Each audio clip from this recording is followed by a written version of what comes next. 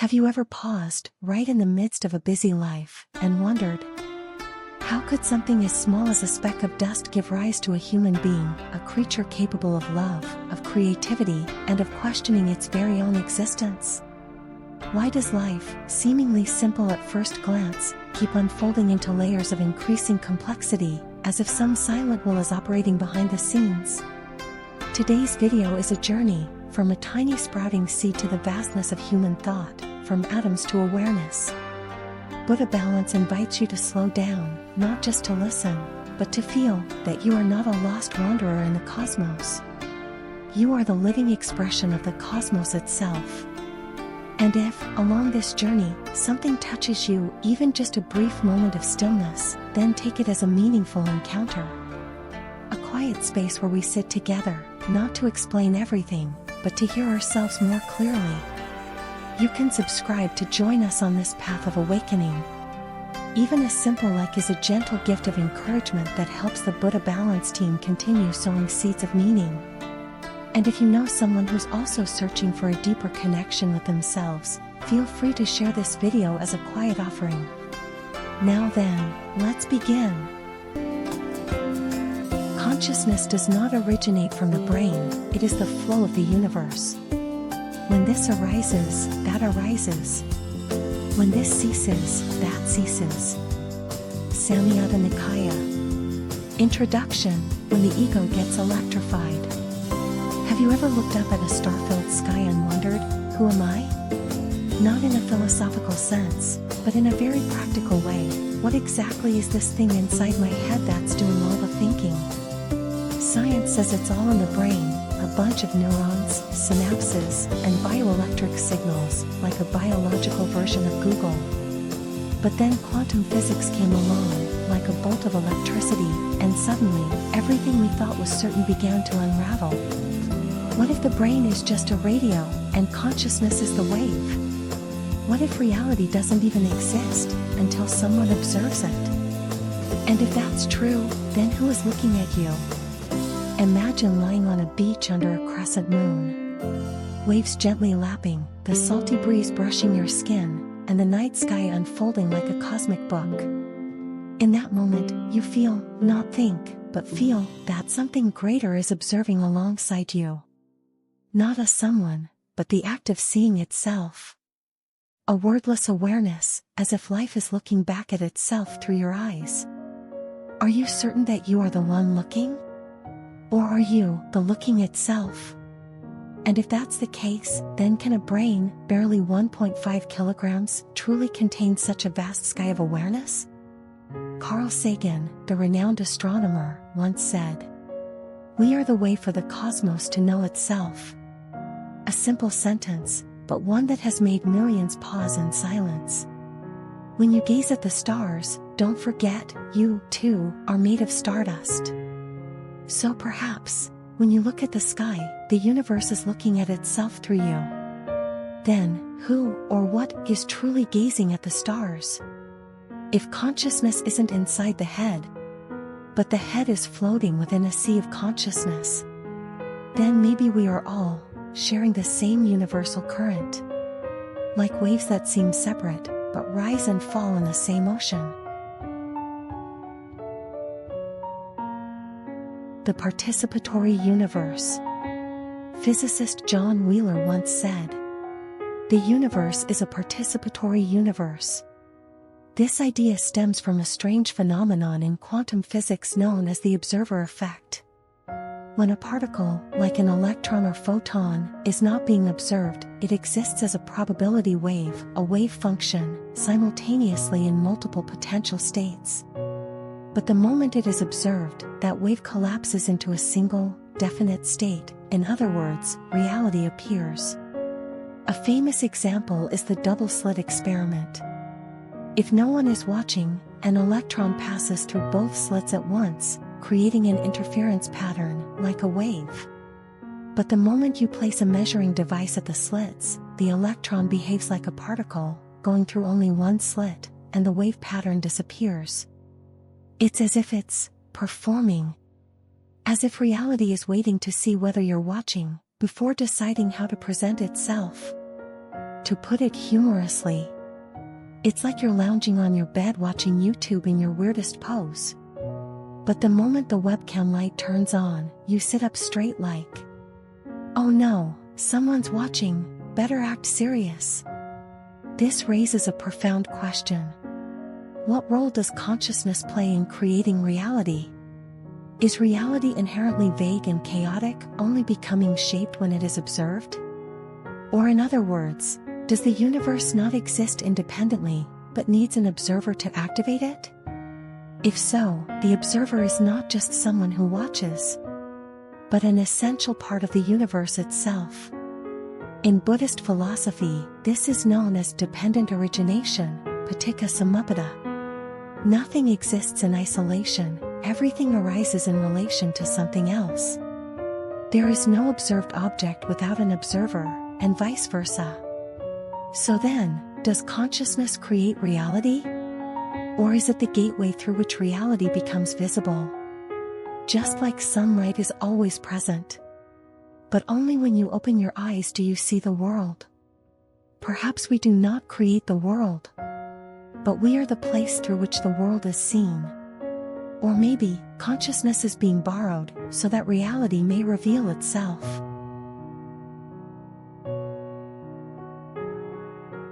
The brain is a tool, not the source. Most of us believe that consciousness originates in the brain, like heat coming from a light bulb. But what if consciousness isn't a product, but a flow? Imagine the brain as a television. When you turn it on, images appear. You can watch Netflix, a documentary, or a cooking show. But clearly, the program doesn't exist inside the TV. The TV merely decodes and displays a signal. And when the TV breaks, the broadcast doesn't disappear, it still exists. You've just lost the device to receive it. Likewise, if the brain is a receiving and interpreting device, then consciousness is the signal, always present in the background field of reality. This is how many scientists, especially in quantum physics and emerging neuroscience, are beginning to rethink the nature of consciousness. In Buddhism, consciousness is one of the 5 aggregates: form, feeling, perception, mental formations, consciousness, and none of them are the self.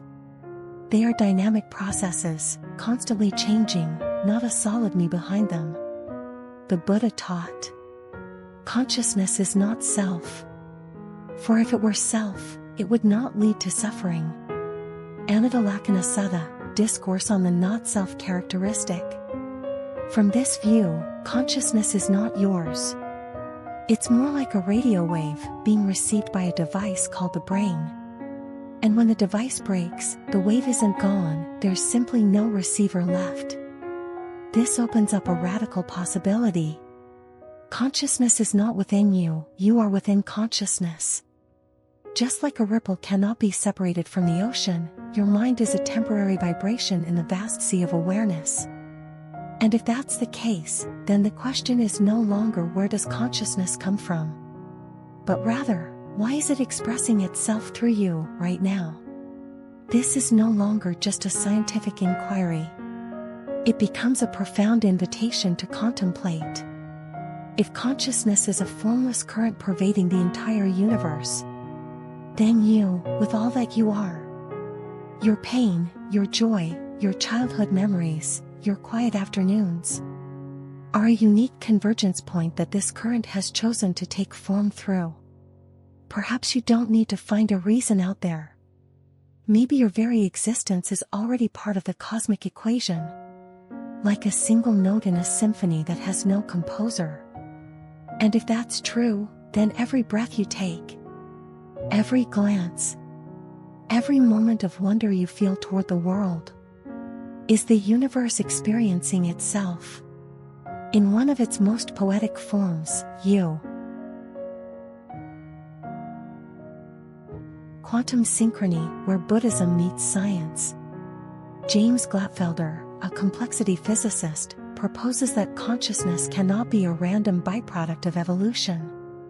He suggests that the universe seems to be intentionally constructing ultra-complex structures, like the human brain, as channels for consciousness.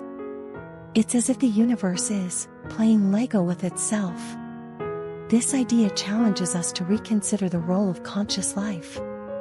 Could it be that human beings, with their capacity to feel, reflect, and question, are not an evolutionary accident, but a deliberate outcome of a self-organizing universe? In Buddhism, this is not a new concept. Everything arises through dependent origination, pratitya samutpada. Nothing comes into being independently. There is no eternal self, no fixed center. Sunyata, or emptiness, is not nothingness, but the open, boundless ground from which all phenomena arise. Because all things are interdependent, no single entity, not even the self, can exist in isolation or permanence. If Glatfelder refers to this as syncretic idealism, the Buddha referred to it simply as emptiness, a state of non-attachment to ego, where all phenomena dance like music without a musician. Yet the melody plays on, perfectly and effortlessly. In this light, consciousness may not have emerged by chance, but could very well be the hidden aim of the entire evolutionary arc. As if the universe planted seeds, so that one day it could finally see itself. Through human eyes, through sorrow, through laughter, and even through the very questions we ask about its nature. A Tibetan monk once said, "Every time you sit in stillness and look into your own mind, you are doing the work of the entire universe, illuminating itself." The problem of the self, mistaking the player. We often say, "I'm living my life." But what if this I is merely an illusion, created by biological and psychological processes? A Zen master once said, "The enlightened one doesn't gain anything new, but simply lets go of what they once mistook as themselves." If the brain is a mirror, then consciousness is the light shining into it. But the mirror forgets that it merely reflects, and begins to believe it is the light. When we think, "I am thinking," what's actually happening is just a stream of thought. And there is no solid thinker behind it. Like waves on the ocean, they appear distinct, yet are nothing more than temporary expressions of the same water. In modern neuroscience, studies on the illusory self show that our sense of I can be manipulated, altered, or even dissolved. As seen in deep meditation, near-death experiences, or under the effects of psychedelics. Buddhism recognized this over 2,500 years ago. There is no one thinking, only thought occurring. No one feeling sad, only sadness arising. And when we no longer cling to the self as a fixed entity, the suffering, which clings to that illusion, also begins to unravel. Another Zen teacher once compared the self to a character in a play. The ego is like a role on stage, you become so absorbed in it. You forget you were ever just acting. But when the play ends, you don't disappear. You simply return to who you've always been. Someone who never needed that role to exist. So perhaps the real issue is not whether the self exists or not, but that we've believed in it too much. So much that we spend an entire lifetime protecting an illusion. The universe sees through your eyes. Imagine this. Every time you open your eyes, the universe is looking at itself, through you. If consciousness is the foundation of reality, not a mere byproduct, then you are not a meaningless speck of dust floating in space. You are the awareness of the universe itself. In seeing, there is only the seen. In hearing, only the heard. Bhaya Sutta. And when you no longer identify as the one who sees, but as the seeing itself, then suffering begins to dissolve like a bubble in sunlight. Here's the strange, beautiful truth. Perhaps you've never been an isolated self. You are a window, a temporary opening in the fabric of the infinite, through which life gazes upon itself. A crack in eternity where the light of awareness shines through, to feel, to understand, to love. A child looks up at the stars, not knowing their names, but feeling a quiet sadness. An old woman smiles softly as she hears a bird sing. Someone sits silently before the sea, without a single thought. These moments are not pointless or lost. They are the living expressions of the universe contemplating its own existence. You don't need to become anything grand. Just be fully present, like a flower blooming at the right season. Not for anyone, not because of anything, but simply because blooming is what it is. And perhaps that is the deepest purpose of life. For the universe to experience itself through you, in a way that is humble, beautiful, and utterly irreplaceable. If you've stayed with us until this final moment, thank you. Not because you agreed with everything in this video, but because you remained quiet enough to listen to a question that has no clear answer. Because perhaps it is not knowing that marks the true beginning of understanding. If this video resonated with you, hit subscribe to keep exploring consciousness, Buddhism, and the hidden layers of being. And if you know someone who might be searching, share this video as a quiet gift. A gentle invitation whispered into the fast-moving stream of life. Because sometimes, with just one deep, honest gaze, you'll realize that gaze is already looking back at you. When the door of consciousness swings wide open, imagine a person sitting in deep meditation in the heart of a forest under the glow of a full moon. The wind is still, everything is silent, and the only rhythm left is the sound of breath, steady and soft in the night. At the same time, somewhere else, in a high-tech lab, surrounded by white lights and medical equipment, another person is undergoing a psilocybin-induced experience, a psychedelic journey triggered by the compound found in magic mushrooms. On one side, a state of inner peace, cultivated through hours of meditation. On the other, a sudden breakthrough in awareness brought on by chemistry. Two seemingly opposite paths, and yet, strangely, both individuals describe almost the same experience afterward. A sense of stepping outside of time, where past, present, and future dissolve into one. The ego fading, no longer a clear boundary between me and not me. Emerging with something vast, a presence, a field, or a state filled with boundless love, wisdom, or light. So what is actually happening? Could it be that meditation and psychedelics, though they arise from vastly different worlds, are both unlocking the same door?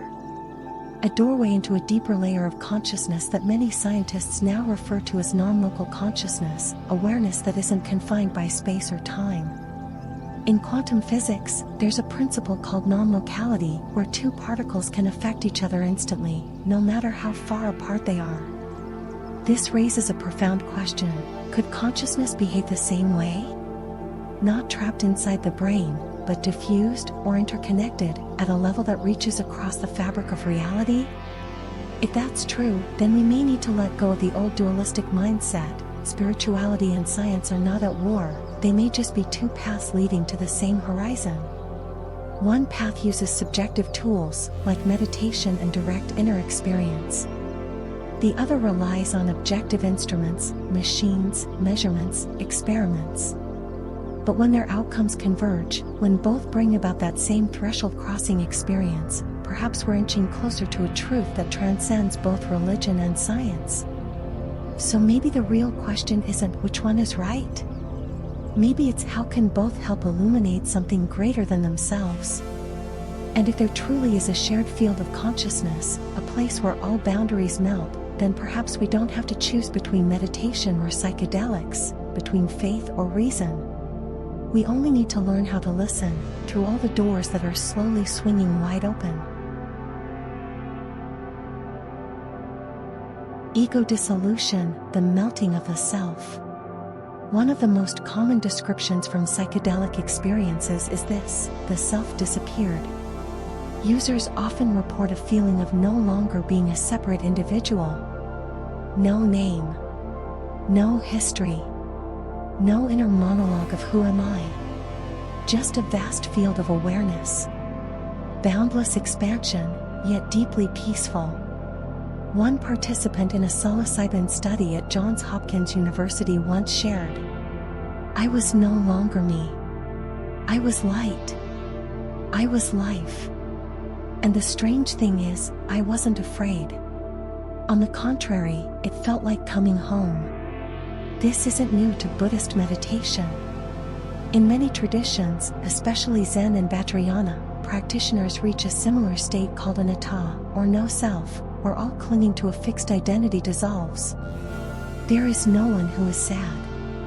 There is only sadness arising. There is no thinker. There is only thought arising. Zen saying. In Buddhism, the self is seen as one of the deepest illusions, because it lies at the core of suffering. When the ego is threatened, we get angry. When the ego is wounded, we suffer.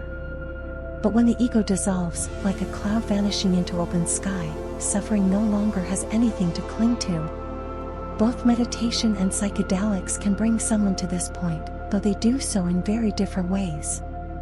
Meditation is a slow, subtle training. It's like a gentle stream, gradually wearing away the stone of the ego over time.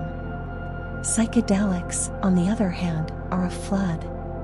They smash through the walls of the self in an instant, leaving you face to face with the vastness. Of course, not everyone is ready. A sudden ego collapse can cause confusion, or even panic, without proper guidance and a safe space. Likewise, meditation without a teacher, or practiced incorrectly, can also lead to chaotic inner experiences. But when the conditions are right, ego dissolution becomes a deeply liberating experience. You no longer feel like a lonely individual in the world, but rather an inseparable part of a living, breathing universe, feeling itself through you. You are not a drop in the ocean. You are the entire ocean, experiencing itself as a drop. Rumi. In the end, letting go of the ego doesn't mean losing yourself. It means realizing you were never that ego to begin with.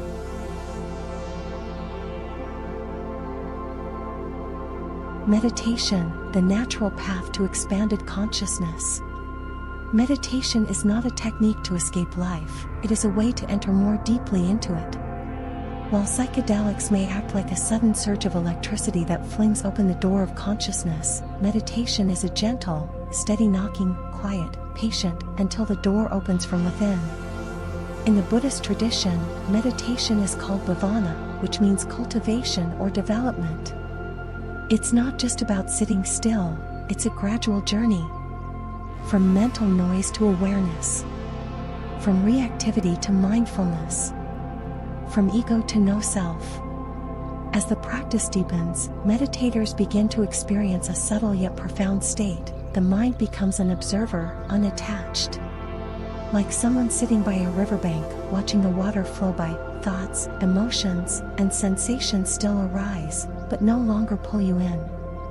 And in that silence, something strange and beautiful happens. You realize you are not the streams that come and go. You are the space in which they appear and disappear.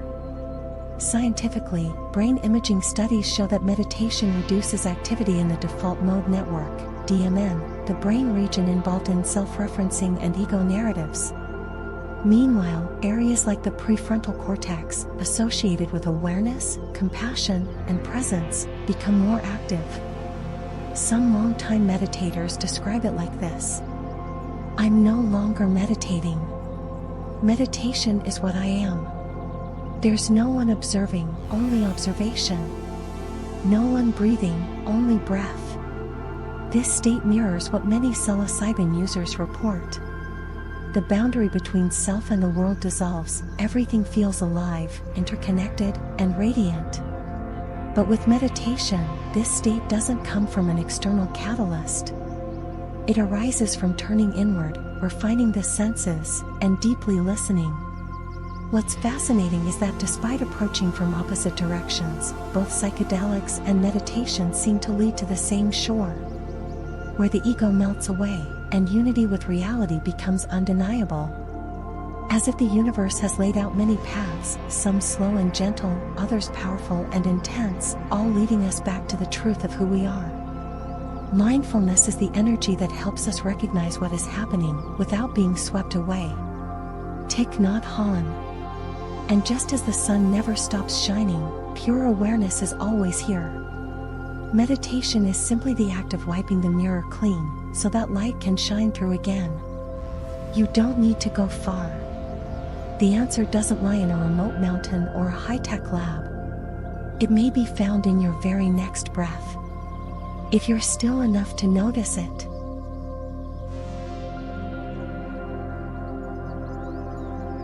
Quantum resonance, when the universe is conscious. James Glatfelder, a physicist specializing in complex systems theory, once made a provocative statement. Consciousness cannot merely be a random byproduct of evolution. To him, there's something in the fabric of the universe that seems to want to give birth to consciousness. As if the cosmos has been building a transcendent machine, the human brain, just so it could look back at itself. A mirror that not only reflects the world, but begins to ask, who am I? This is no longer just the realm of religion or philosophy. Quantum physics, neuroscience, and modern cosmology are beginning to echo what ancient meditation schools have long suggested. The universe is not a dead machine, it is a living flow, interconnected, responsive, and perhaps even aware. In Buddhism, this is not a foreign idea. The entire cosmos is seen as a manifestation of sunyata, emptiness, not a void, but a dynamic, ever-changing field without fixed essence or ego, from which all phenomena arise. Like a movie screen, empty of its own image, yet the foundation for every image to appear and fade. The Dharma realm is unborn, yet all phenomena arise. Avatamsaka Sutra. If Glatfelder calls this vision syncretic idealism, a new form of idealism that integrates science, Buddhism simply calls it dependent origination and no self. Quantum physics shows that nothing truly exists independently. A particle only becomes a thing when observed, just as phenomena only appear when the mind turns its attention toward them. This is exactly what Zen Buddhism refers to when it says, mind gives rise to all things. So if reality is a vast quantum performance, who is watching? And if we are part of that performance, while also being its audience, then maybe the question who am I doesn't need a final answer. Only full presence. You don't need to master physics to feel this. All it takes is a pause, a true pause, in the middle of a busy day.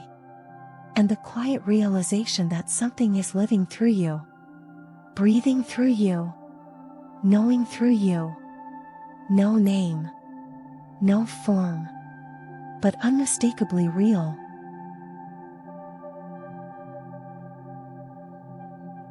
The problem of the ego, mistaking the player. The ego, or self, is one of the most powerful psychological structures within us. It helps us orient ourselves in the world. Who am I? What am I doing? What do I want? But that very structure, if misunderstood, becomes the root of suffering. Why? Because we believe that this I is a separate, solid entity, in control, in need of protection, recognition, love. And when life doesn't unfold the way I want, suffering begins.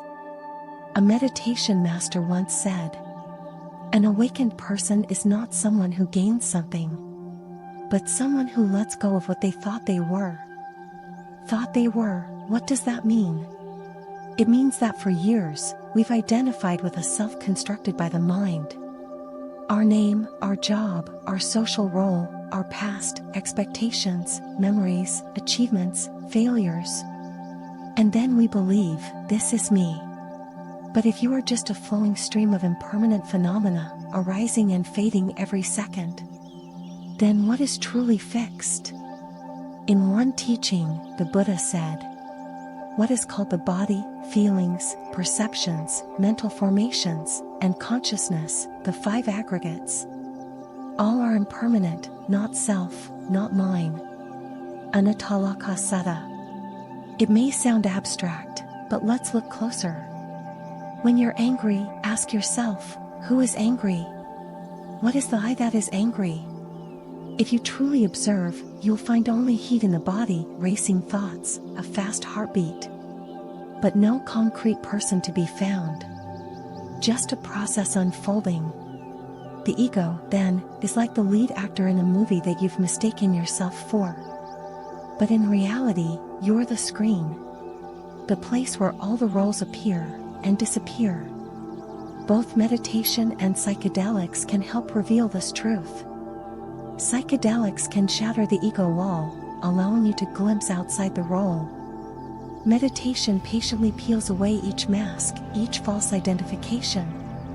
And when the ego is no longer sitting at the center, something strange and beautiful happens. You don't disappear, you expand. Like the sky that holds more than one cloud.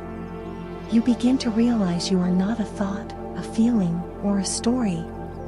You are the open space that holds them all. You don't need to get rid of the ego. You just need to stop believing you are it. And from that insight, freedom begins. Nothing left to prove. Nothing left to protect. No one left to become. Just life, revealing itself, through you.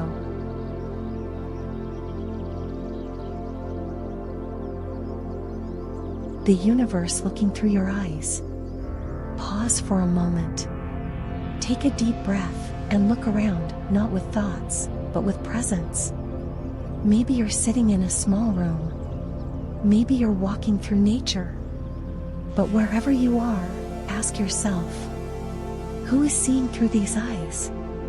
If everything you've ever known, thoughts, emotions, memories, are just passing phenomena, then what is always here? What is it that knows you exist? In Zen, this is called Kensho, seeing your true nature, beyond all labels and roles. No longer a seeker of enlightenment, but enlightenment itself, looking back at itself through you. In the seeing, there is only the seen. In the hearing, there is only the heard. Baya Sutta. When you truly understand this, suffering loses its foundation. Because suffering only clings to a someone. Someone who is hurt, who is lacking, who is trying to become something. But when there's no one to suffer, pain dissolves like morning mist in the light of the sun. Modern physicists like Carlo Rovelli describe the universe as a web of relations, where nothing exists independently, only interactions and processes unfolding. You don't exist as a separate entity. You are a meeting point of countless connections, biological, social, energetic, conscious. And if consciousness is not confined to the brain, but is a stream flowing through the universe, then you are not just living in the universe. You are the universe, waking up. So maybe there's no need to seek awakening in distant places. Because it's already happening, right now, right here, within you. When you truly listen, truly see, truly be, the universe is experiencing itself through your gaze. No names needed. No definitions required. Just living. The silence within you is the voice of the universe. Eckhart Tolle. If you've stayed with us until this very moment, perhaps something within you is quietly resonating. Something that feels strangely familiar. Maybe it's a question. Maybe it's a deep sense of connection. Or maybe it's just a stillness, a silence you never quite knew how to name. Buddha Balance doesn't claim to have the answers. We simply wish to sit beside you and gently ask life's big questions together. So if you find yourself searching, awakening, or just wanting to slow down your breath for a while in this noisy world, subscribe to join us for the journeys to come. And if you feel this video might touch someone you care about, share it as a gift. Not to spread a brand, but to spread awareness. Thank you for being here. See you again in the next Buddha Balance video. When chaos is guided by a silent will, imagine a seed, tiny, unnamed, no voice, no detailed plan. And yet one day, it stirs, sprouting, rising, becoming a tree. No blueprint, no command. So what guided it to grow in such perfect order? Just like the universe. It began from a simple singularity, then exploded into billions of galaxies, planets, life forms, and consciousness. A process ever unfolding, self-organizing, reaching outward. As if led by an invisible hand. Not controlling, but gently guiding. It seems that behind all complexity, there is always a simple principle. A stream of intelligence. A will, not belonging to any individual, but inherent in life itself. No one tells the bird to sing, or the stream to flow to the sea. They simply do what they are, naturally and completely. Modern science often refers to this as emergence, the arising of order from apparent chaos. But in ancient spiritual traditions, it is called the Tao, the Dharma, the nature of all things. It doesn't command, it whispers. And all it asks is that we listen and follow. Could there be a cosmic will, not ruling or restraining, but ever present in every evolutionary unfolding? Not a commander shouting from above, but a soft breeze weaving through the clouds. Lifting the kite, if only it dares to let go. Maybe the purpose we seek doesn't come from outside, but flows like a hidden spring within every speck of life. And maybe we don't need to invent who we are, only to recognize what has always been quietly there, at the very core of our being. Emergence, when the Dharma needs no controller. In systems science and complex physics, emergence is the phenomenon where simple elements give rise to complex structures that far exceed the sum of their parts. A colony of ants has no leader, yet the entire swarm knows how to find food, build nests, and defend itself. A single cell knows nothing of a heart, yet when millions gather, the heart begins to beat. No central controller. No master plan. Order arises from within the system itself. The universe works in the same way. From primitive particles, with no blueprint, no destination, came stars, planets, life, and consciousness. It seems the cosmos doesn't require a divine programmer. It is, in itself, an unfolding principle of self-organization. In Buddhism, this aligns closely with the concept of Dharma. Dharma is the law that governs all phenomena. No one commands water to flow downward. No one orders fire to burn hot. All things follow their nature, what the Buddha called Tathata, the suchness of reality. The Buddha taught. Whether or not a Tathagata appears, the Dharma remains, it is the constant nature of all things. Anguttara Nikaya. This means the Dharma is not created by anyone. It doesn't vanish if no one teaches it. Like gravity, you may not be aware of it, but it still pulls you to the ground. This reveals something profound. Life doesn't need an external will imposed from above. Every phenomenon already carries the seed of order and unfolding within itself. A seed knows when to sprout. A fish knows how to swim without being taught. A newborn knows how to cry, laugh, and love from the very first moment it touches light. So emergence is not just a scientific concept. It's evidence of the deep intelligence woven into the fabric of the cosmos. No master controller is needed, because the universe is life organizing itself. Just like the Dharma, it wasn't invented. It's simply realized.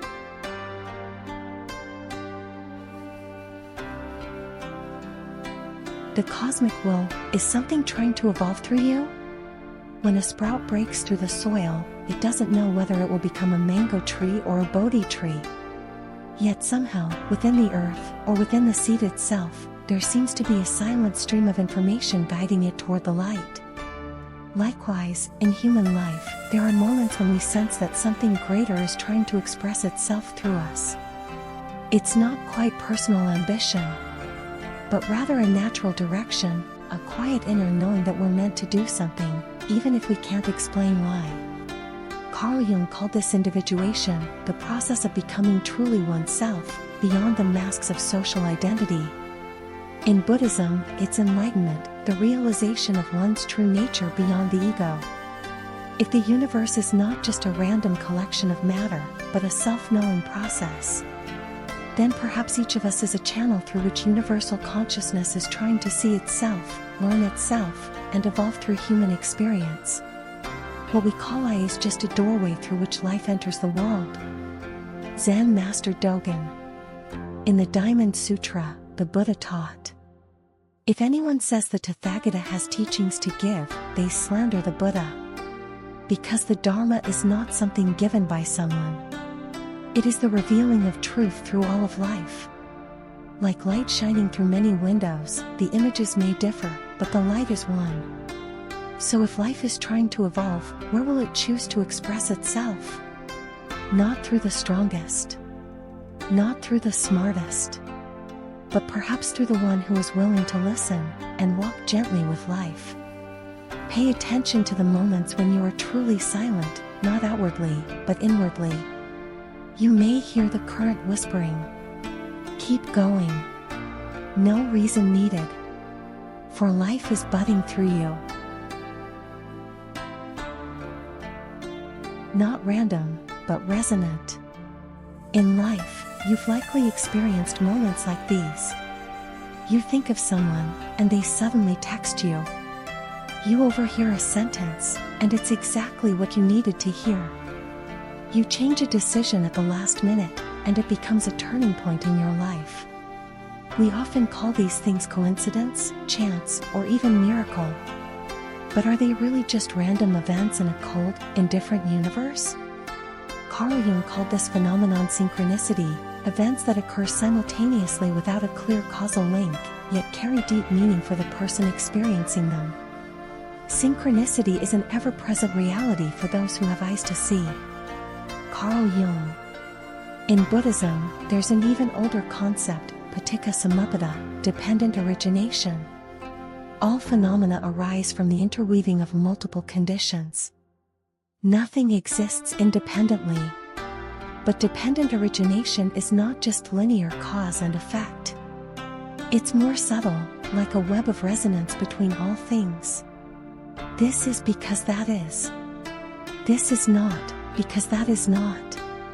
Sayadaw Nikaya. This means the events in our lives aren't solely the result of personal action.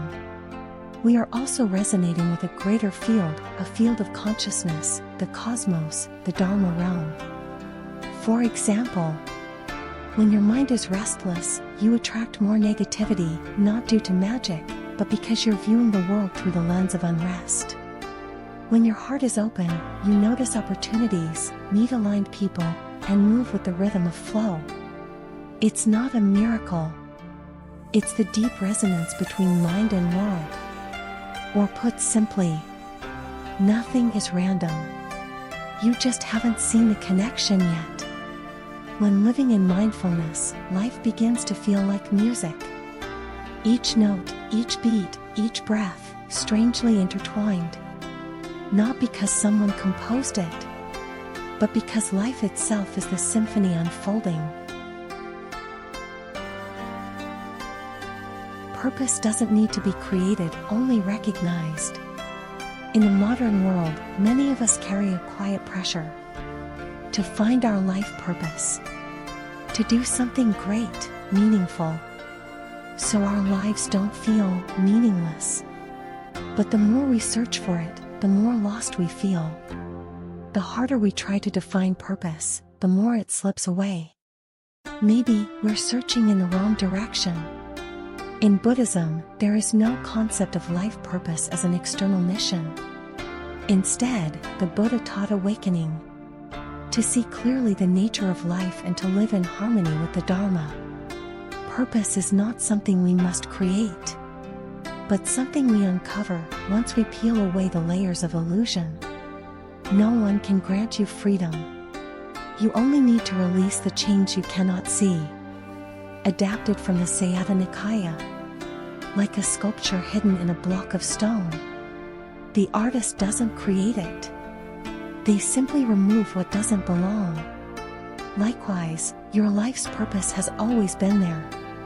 Not as a specific task, but as a state of authentic being.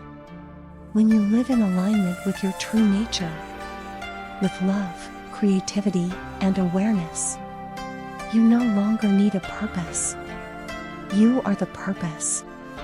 In existential psychology, Viktor Frankl, a survivor of Nazi concentration camps, once wrote, "Life is never made unbearable by circumstances, but only by lack of meaning." But he later came to realize, the meaning of life isn't found in grand reasons, but in living fully, even in the smallest acts. A cup of tea sipped with mindfulness. A sincere gaze shared with a stranger. A decision to listen to yourself, instead of chasing the crowd. That, right there, is purpose expressing itself. No map required. No title needed. Only presence. When you live this moment fully, the universe asks nothing more of you.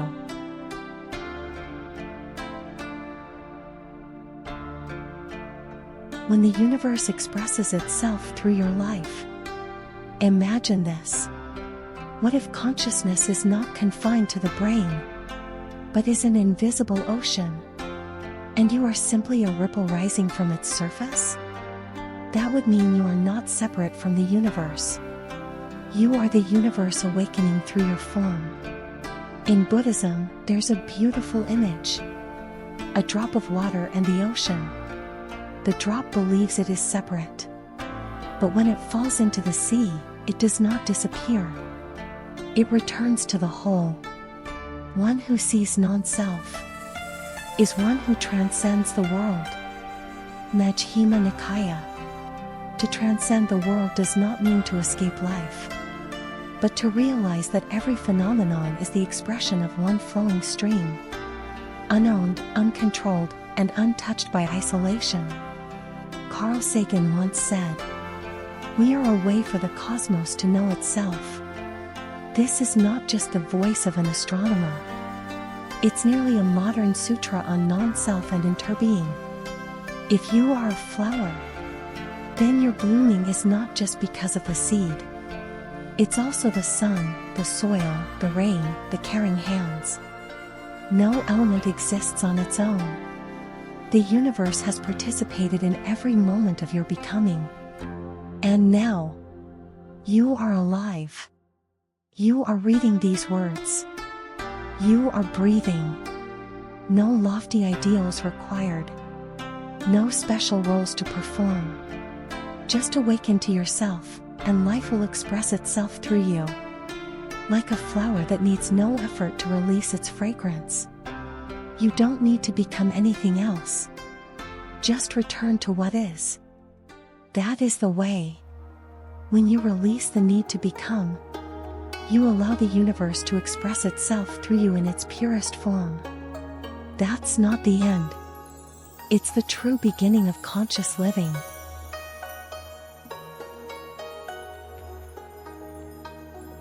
If you've stayed with Buddha balance until this very moment, perhaps something inside you is softly resonating. A question without a name. A faint light that's somehow bright enough to illuminate your soul. We are not here to provide answers. We're here to walk beside you. To ask the big questions gently, quietly, and sincerely. Because sometimes, presence itself is the greatest gift we can offer one another. If this journey feels worth sharing, send it to someone you care about. As if to say, I'm learning to listen to myself. And I think you deserve your own stillness, too. Thank you for being here.